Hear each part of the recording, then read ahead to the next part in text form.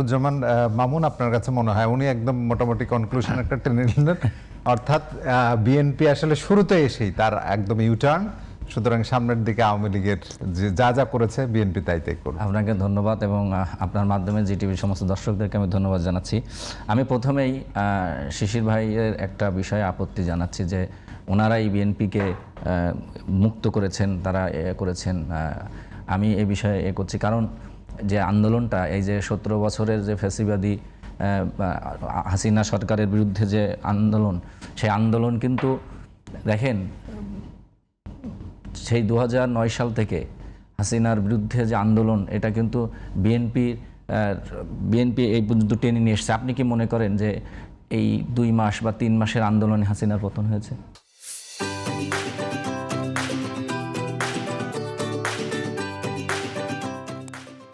একটা ধারাবাহিক আন্দোলনের ফসলের মাধ্যমেই, এবং এই যে আন্দোলনটা হয়েছে, এই আন্দোলনে তো জামাত ইসলামী ছিল, এই আন্দোলনে তো এনসিপির ছিল, তখন তো এনসিপি গঠন হয়নি, তার ছাত্ররা ছিল, সেখানে শিক্ষার্থীদের ছিল, তখন যেখানে বিএনপি ছিল, সেখানে আওয়ামী লীগ এবং তার দোসর দলগুলো বাদে সমস্ত দলগুলোর অংশগ্রহণ কিন্তু সেখানে ছিল।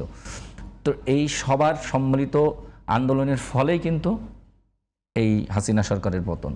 সুতরাং বারবার এনারা বলার চেষ্টা করেন যে এই আমরাই বিএনপিকে মুক্ত করেছি, আমরাই খালেদা জিয়াকে মুক্ত করেছি। বিএনপি কিন্তু অস্বীকার করেনি যে আপনাদের অবদানটা, ওনাদের বিএনপিও মানে আরিফুজ্জামান মামুন, আপনার কাছে মনে হয় কিনা যে বৃহৎ দল হিসাবে বিএনপি ইলেকশন হওয়ার ক্ষেত্রে তার যে কি বলা যায় স্ট্র্যাটেজি, সেটা নিশ্চয়ই রাজনীতির ক্ষেত্রে খুবই সাধুবাদ পাওয়ার জায়গা।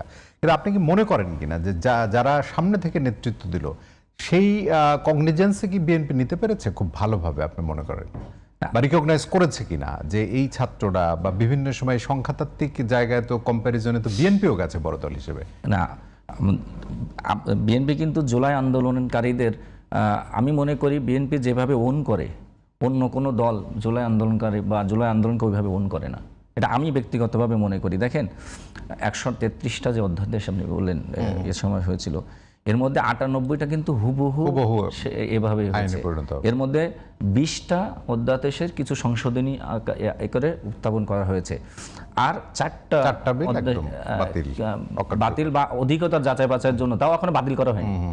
আমি বলি আগামীকালকের পরে, যেহেতু 10 এপ্রিল পরে কার্যকর হবে, হ্যাঁ, যে এখনো কিন্তু বাতিল করা হয়নি, এটা অধিকতর যাচাই বাছাই করার জন্য সেটা রাখা হয়েছে। সুতরাং কিন্তু ওনাদের কথা শুনলে মনে হচ্ছে সব অধ্যাদেশ বাতিল হয়ে গেছে, সব মানে, কিন্তু 98টা অধ্যাদেশ যে হুবহু হয়েছে সে বিষয়ে কিন্তু সেখানে কিন্তু জুলাই যে আন্দোলনকারীদের বা আন্দোলনকারীদের যে দায় মুক্তি, সেটাও কিন্তু আছে। তো আপনি কিভাবে বলবেন যে বিএনপি এই যে এদেরকে জুলাই আন্দোলন এদেরকে ওন করে না? নাহলে তো দায় মুক্তি দিত না।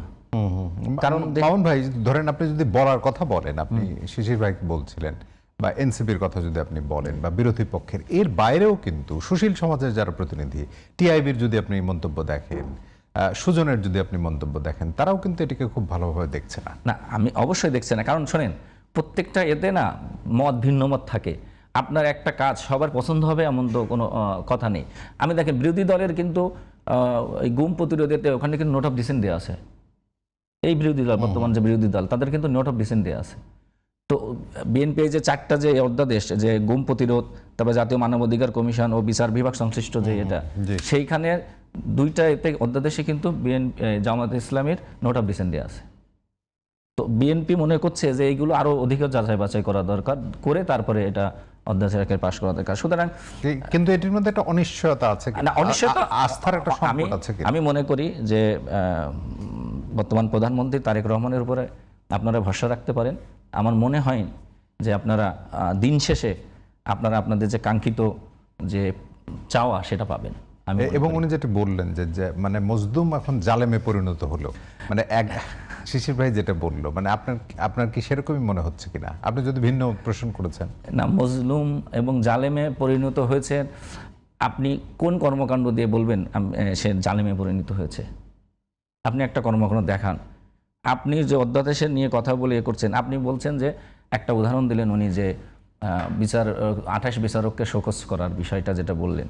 আপনি দেখেন, আপনি জিটিভিতে চাকরি করেন, আপনি জিটিভিতে চাকরিরত অবস্থায় আপনি জিটিভির কোনো বিষয়ের উপরে আপনি আপনার চাকরি যখন ইয়ে করেন, মানে অফিসিয়াল কিছু ডেকোরাম আছে। অফিসিয়াল কিছু ডেকোরাম আছে, সেই ডেকোরামগুলো তো আপনাকে মানতে হবে।